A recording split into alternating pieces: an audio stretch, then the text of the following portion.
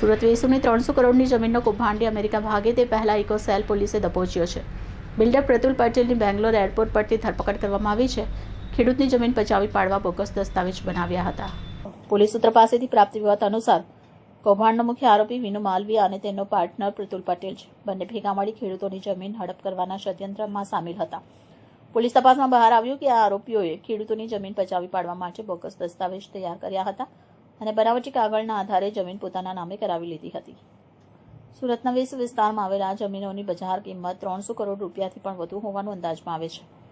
ખેડૂતોએ પોતાની જમીન ગુમાવ્યા બાદ પોલીસમાં ફરિયાદ નોંધાવી હતી, જેના આધારે ઇકોસેલ પોલીસે તપાસ શરૂ કરી હતી.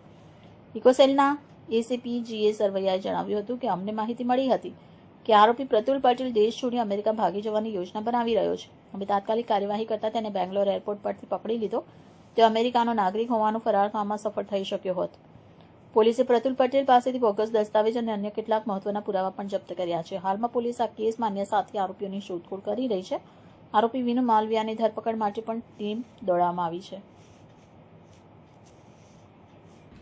ફરિયાદી શ્રી રાજેશભાઈ પટેલની પોતાની વેસુ વિસ્તારમાં આવેલ સર્વે નંબર 311/2 વાળી જમીન પચાવી પાડવા અનુસંધાને તારીખ 13/2/26ના રોજ આરોપી પ્રતુલ પટેલ અને વિનુ હરી માલવિયા વિરુદ્ધ 465-67-71 વગેરે કલમો મુજબ ગુનો દાખલ કરવામાં આવેલ અને ફરિયાદ દાખલ કર્યા બાદ તુરત જ આરોપી વિનુ માલવિયાની ધરપકડ કરવામાં આવેલ, તેઓના રિમાન્ડ લેવામાં આવેલ. ત્યારબાદ પ્રતુલ પટેલ પોતે નાસ્તા ફરતા હોય તેઓના વિરુદ્ધમાં એલઓસી ઇસ્યુ કરવામાં આવતા બેંગ્લોર એરપોર્ટ પરથી તેમની ધરપકડ કરવામાં આવેલ અને હાલ તેઓની પૂછપરછ ચાલુ છે તેમજ રિમાન્ડની કાર્યવાહી ચાલુ છે.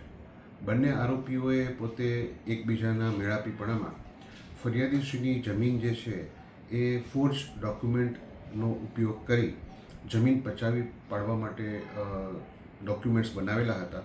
એ મુજબનો ગુનો દાખલ કરી હાલ તપાસ ચલાવી રહ્યા છીએ.